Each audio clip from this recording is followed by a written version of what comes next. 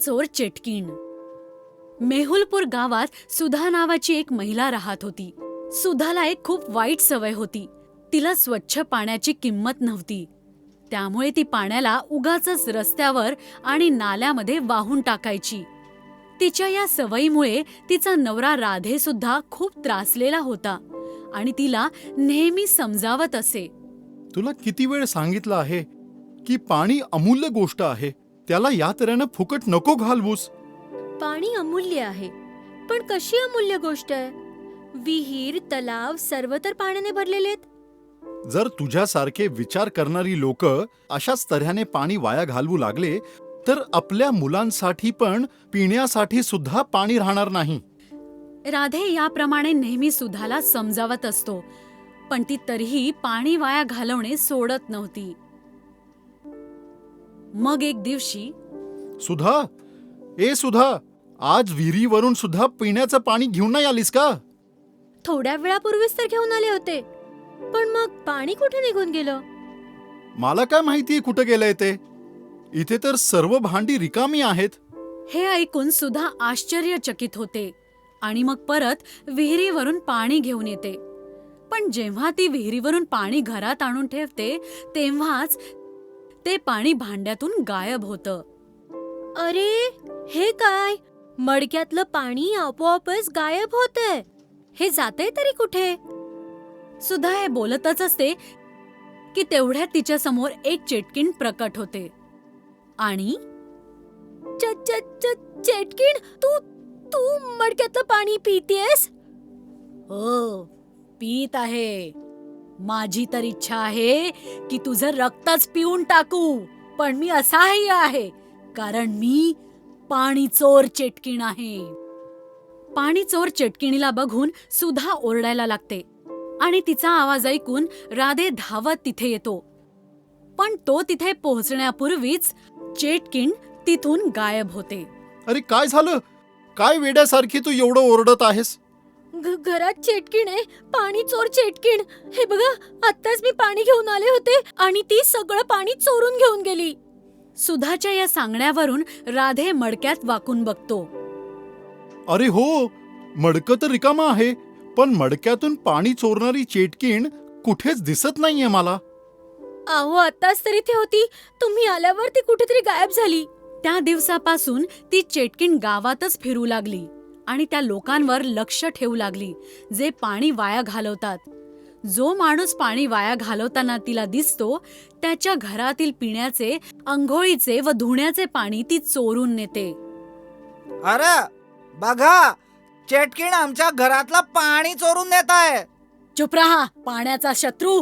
तुला तर पाण्याची किंमतच नाही माहीत, मग तुला पाणी कशाला हवंय? हे बोलून चेटकीण तिथून निघून जाते आणि मग हळूहळू तिची गावात भीती पसरू लागते. अरे ऐका, कोणीही पाणी वाया घालवू नका. त्या चेटकिणीने बघितलं तर घरातलं सर्व पाणी चोरून नेल ते. आणि प्यायला सुद्धा पाणी मिळणार नाही आपल्याला. पाणी असून सुद्धा ही पाण्याची तळमळाव लागेल. पण ही चेटकीण असं का करते? मला तर वाटतं ही चेटकीण थोडी वेडी आहे. खरं बोलला आहेस बंधू. पाण्याबद्दल एवढी सहानुभूती फक्त कोण्या वेड्यालाच असू शकते. त्यांच्या या गोष्टी ऐकून राधे त्यांना पाण्याचं महत्त्व सांगणारच असतो की तेवढ्यात ते सर्व त्याला नकार देतात. अरे भाऊ, अरे खरं तर ती चेटकीण योग्यच करतीये, कारण पाणी तर आहेच मौल्यवान. पाणी शिवाय तर राहून दे भाऊ, आम्हाला पाण्यावर भाषण नको देऊ. तुझं बोलणं आम्हाला काही समजणार नाही. तू म्हणशील पाणी संपून जाईल आणि आम्ही म्हणू की पाणी कधीच संपू शकत नाही. यामुळे खोटा वाद सुरू होईल. याच्या काही दिवसांनंतर खूप उकाडा सुरू झाला आणि त्या कडक उकाड्यात एक तहानलेला छोटा मुलगा पाण्यासाठी रडत होता. पाणी, पाणी, कोणी मला 2 थेंब पाणी आणून द्या. पाणी नाही मिळालं तर माझा जीव निघून जाईल. मुलाची आई त्याची अवस्था बघून त्याच्यासाठी पाणी आणायला निघून जाते. पण ती पाणी घेऊन येण्याआधी चेटकीण तिथे येते आणि घे बाळा, पाणी पी. मला शक्य असतं तर या पृथ्वीवर मी कोणालाच तहानलेलं राहू देणार नाही. हे बोलून चेटकिणीचे डोळे भरून येतात आणि तेवढ्यात त्या मुलाची आई सुद्धा पाणी घेऊन येते. ती चेटकिणीला दुखी बघून आश्चर्यचकित होते आणि तुम्ही चेटकीण असून रडत आहात. तुम्ही मला हे सांगू शकाल का की तुम्ही पाणी वाया घालवणाऱ्यांना स्वतःचा शत्रू का समजता? मुलाच्या आईचे बोलणे ऐकून चेटकिण तिला सांगते की आमच्या परिसरात पाण्याची खूप कमतरता होती. खूप लांबून पाणी आणावं लागायचं. उन्हाळ्यामध्ये तर पाण्याची फार जास्त कमतरता जाणवायची. आणि एकदा तर अशी कमतरता झाली होती की लोक पाण्याअभावी तळमळून मरू लागले.